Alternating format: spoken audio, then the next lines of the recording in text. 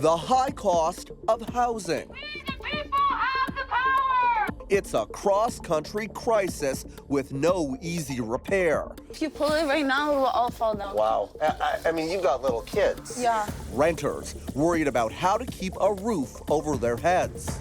$650 for the bed. Yeah, for the bed and share with 2 people. We go behind closed doors to show you the shocking truth. It's deplorable that anybody would have to live in those conditions. I begged and begged for them to move me. Nothing.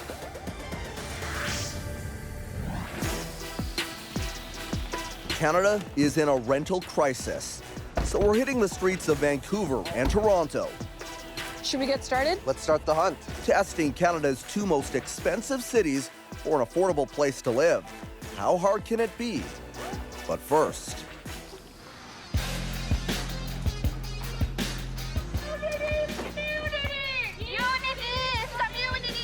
these Toronto tenants are angry and fed up. We the people have the power! We the people have the power! Let's hear from the lived experiences of our tenants here. They are among the most vulnerable: seniors, new immigrants, students, those with disabilities. I'm doing this on behalf of women like me.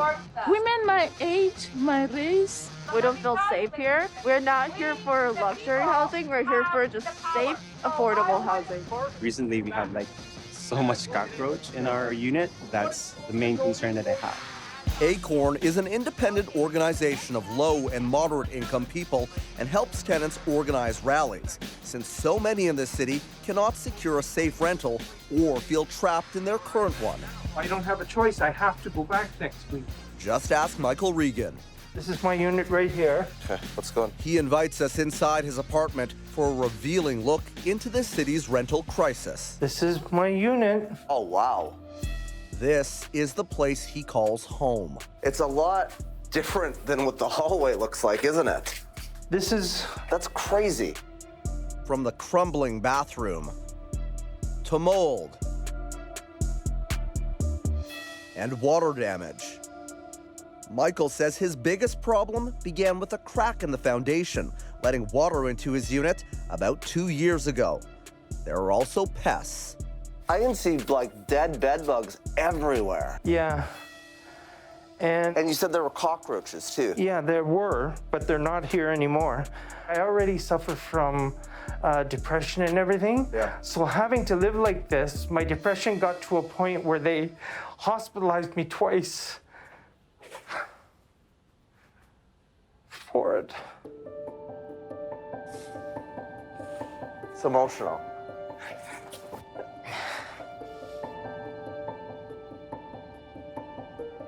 I did everything I could to not be in here. I would just go to the mall and just stay in the mall and try and just come here just to try and sleep. If I was getting any sleep, I was going through heck. And I felt like nobody cared. Michael receives social assistance, but with the city's rent so high and vacancy rates low, he feels trapped and often lonely too. I had friends that they didn't want to come here because they were afraid of the bed bugs. So you were alone when you were Pretty here? much, yeah. Me and my television. His belongings are piled in the center of the room in hopes the building will fulfill its promise of repairs. They tell him 1 more week. The owners of the building, Medallion Corporation, acknowledge challenges in the rental market, but tell Marketplace the issues raised are specific to Michael and they can't share more due to tenant privacy. And I begged and begged for them to move me. Nothing. They wouldn't. It's deplorable that anybody would have to live in those conditions, I think, yeah, in Canada. Yeah. Ren Thomas is an associate professor of planning at Dalhousie University. She's currently writing a book on nonprofit housing. Why is it so hard to find affordable rentals in Canada? We really just haven't been focusing on building rentals for a long time. But we've also been losing a lot of rentals over the years. So we've lose rentals to conversions, to redevelopment, and they're just not replaced. And so that has really been a huge factor as well. So not only are we not building enough, we're not even keeping the ones that we have. Does it seem unjust to you that so many Canadians can't afford to rent in Canada's biggest cities? Oh yeah, I mean, I think it's terrible. I mean, you need that diversity, and that's what makes our big cities great. Is we have these different people and different jobs available. Government agencies like the Canadian Mortgage and Housing Corporation, or CMHC, say that shelter should cost no more than 30% of a person's pre-tax income. $60,000 a year is slightly above the average salary in Canada. It means a budget of $1,500 a month for rent. And that price point is where our test begins. So I'm gonna get my friends to record. Okay. So this is what we have, a little kitchenette area. So there's no stove? This area, this is a room. Okay. It's a little small. Yeah, it's not very big. Do you know how many square feet this is? It's at least 250. 250 square feet for $1,500. We're told it's a good deal. You have your own space versus sharing and stuff like that. And I mean, with the rent prices going crazy, I mean, But for the 15 million Canadians that make less than $60,000, this place wouldn't be considered affordable. So we keep looking. In Toronto, here's what $1,200 for around 200 square feet looks like. Are you going to be doing any renovations or anything to the place? Nothing. What has to be done? Oh, no, I was just asking. Some places are changing a little bit of the... No, not changing anything. Whoa, the bathtub. Oh, is that mold or What is this? A stain? So are you gonna fix this? It's not leaking. Let's try again. Next up, Vancouver. The room is here. At $1,000 a month, this room in a condo seems like a pretty good deal. But So basically this one is shared. Okay. Washer and dryer. Wash and dry. Shared This one is shared. So we share the bathroom? Yeah. And how many people are there? 2 adults, 2 kids. you get this room and share the place with the whole family. People are clearly resorting to whatever they need to pay their rent. Ren refers to this as core housing need, living in a home that is unaffordable and either not the right size or in need of repairs. It's the situation right across the country for 1 in 10 households, most of them renters. There's been so much focus on ownership that we really kind of are ignoring the problems that renters are facing, to be completely honest. We're ignoring them. Yeah, it's not really visible. Like, an issue like homelessness is quite visible, and it's upsetting for most people. But renters, kind of not being able to afford rent, it's not really that visible. This is what being priced out can look like. People are actually camping out in their RVs because rent is so unaffordable in this city. So we've just spotted this, which looks like a structure on top of the back of a truck. Hello? And what's your name? It's Chris. Chris. Come on down if you don't mind. When did you build it? 6-7 months now. So you've been living in here for 6 or 7 months? Yeah. It was a nice summer though. Can you take me up there just with my iPhone and show me like a little bit of If you don't mind. I can hop up. Chris Casimir Kazak says he works in construction, building homes in Vancouver. All right, here we go. Okay. It's a little messy, but there you go. You get your laptop here. Yeah. You got your food. Irony is, he can't afford one himself, so he built this makeshift home. So this beats paying rent. No, but for what I'm willing to spend, yeah, right. At the prices, yeah, it's the only option if I want to make enough money to not be broke when I'm old. Chris's situation isn't unique. As we drive through Vancouver, we see people opting to live in RVs everywhere. It all comes down to affordability. From RVs to tents lining some downtown streets and parks. It's a desperate situation, in part brought on by soaring rental prices.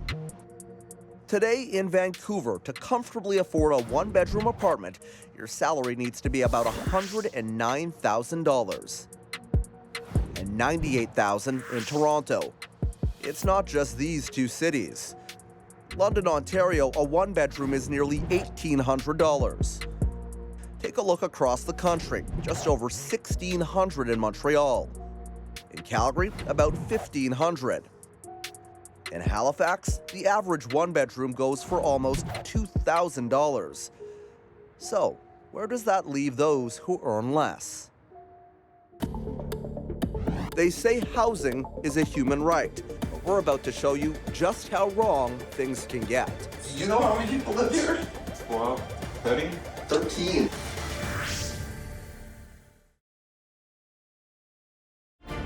This is your marketplace. Canadians are struggling to find affordable places to rent. Shelter should cost no more than 30% of your income. But those who work full-time and earn minimum wage bring in about $2,300 a month, leaving a budget of about $700 for rent.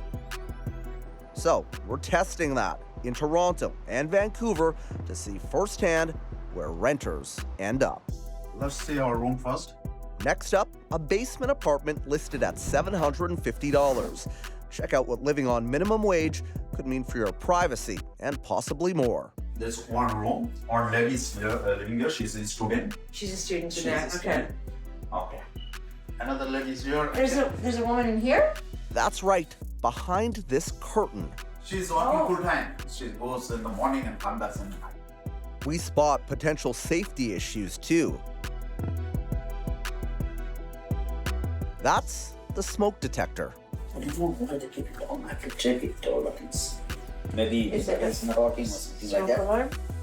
Well, it's unsafe for anyone to be living in this type of situation where there's no smoke alarm, so there's a lot of safety issues. In this downtown Toronto house, the basement apartment looks newly renovated.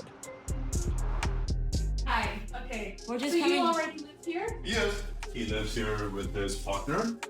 The shower is shared. The shower is shared. So there are two beds here. So there's already a person living here. He can come in. I've spoken with him. He's a student and he works part-time.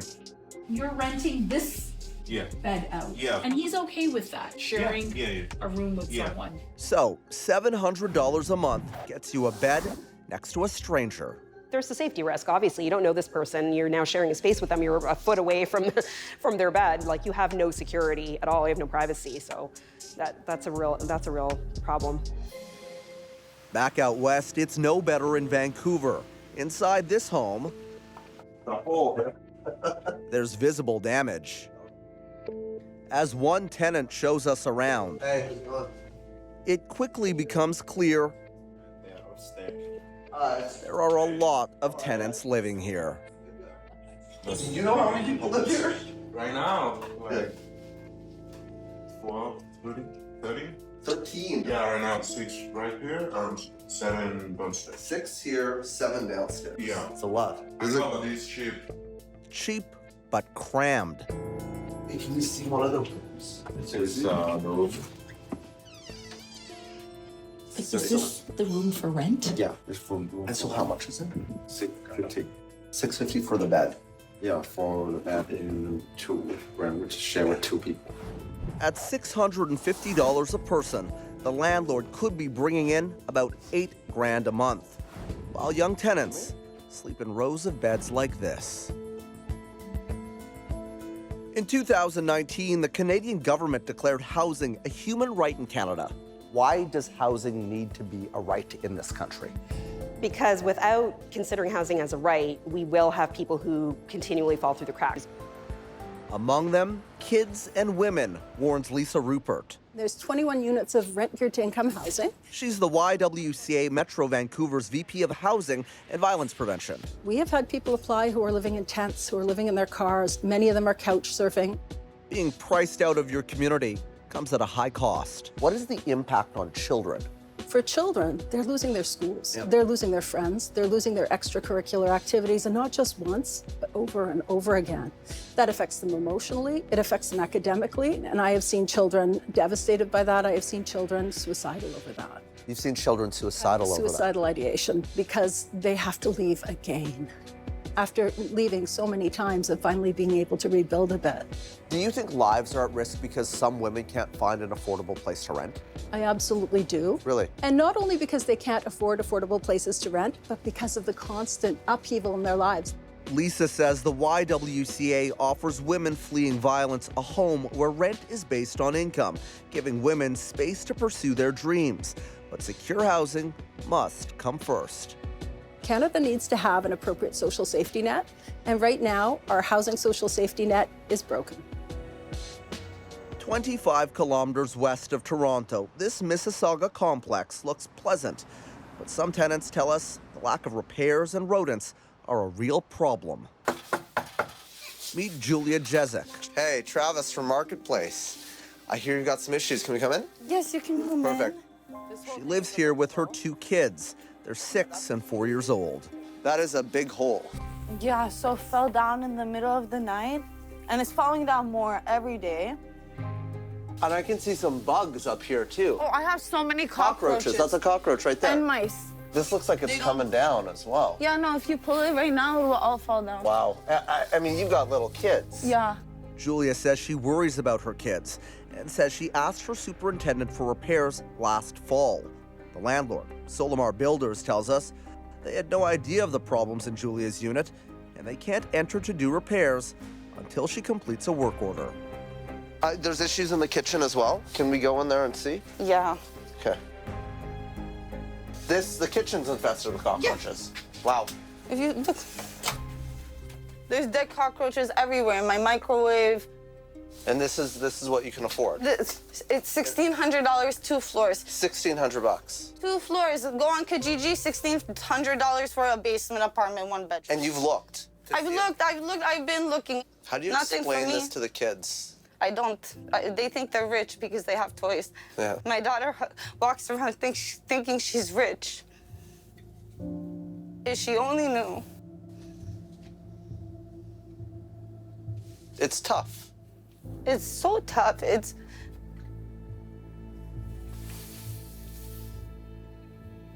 the worst thing in the world. You want to be the best parent you can be. But in this country, they make it hard.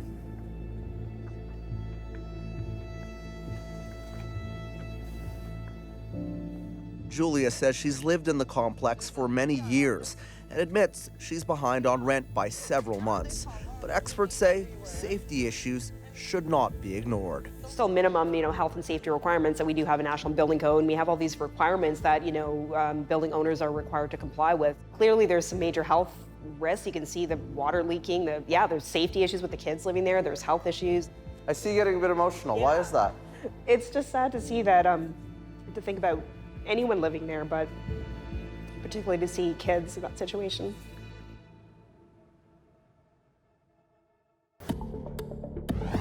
So, what's the solution? If co-ops are an answer, why aren't some provinces cooperating? The solutions are radically different. We have to change the dynamics of the rental market in Canada so that it serves people and not investors. Coming up next on Your Marketplace. This is Your Marketplace. Rents are unaffordable, and Canadians are running out of options. It's like talking to a brick wall with these people.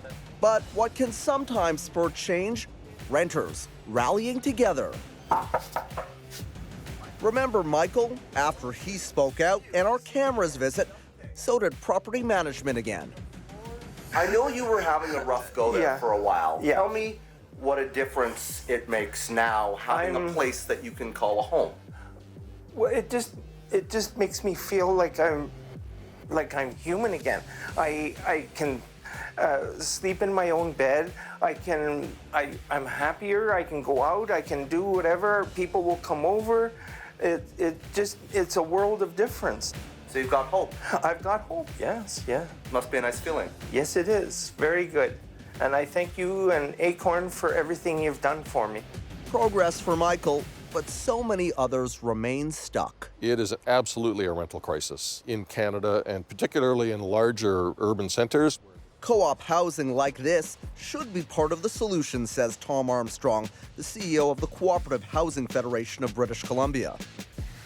Someone who moves into a co-op is both a landlord and a tenant at the same time because they own the association that owns the housing. So you don't move into a co-op to achieve a return on your investment. You move in to secure safe, affordable housing over the long term. When you compare what is happening here in BC to, say, Ontario, what would you say the difference is, and what would you say maybe lessons can be learned? The problems in Vancouver and Toronto and surrounding are very similar. The solutions are radically different. BC is putting hundreds of millions of dollars toward preserving and building new co-ops. But in Ontario, that investment isn't happening. This provincial government is investing at a scale of intervention that is not seen anywhere else in the country. And that's what has to happen. We have to change the dynamics of the rental market in Canada so that it serves people and not investors. Tom shows us. All right, here we are. Wow, this is big. This is a 3-bedroom apartment, about 1,000 square feet.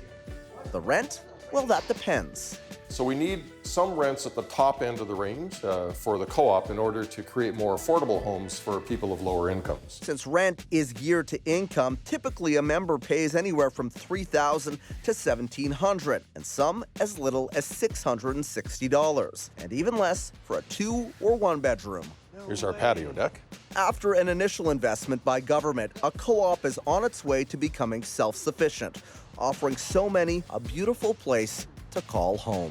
What co-op members understand coming into the co-op is that the co-op has a mission to provide affordable housing, so you have disposable income to put food on the table, to buy medication, to send your kids to summer camp, to live a meaningful life in a community.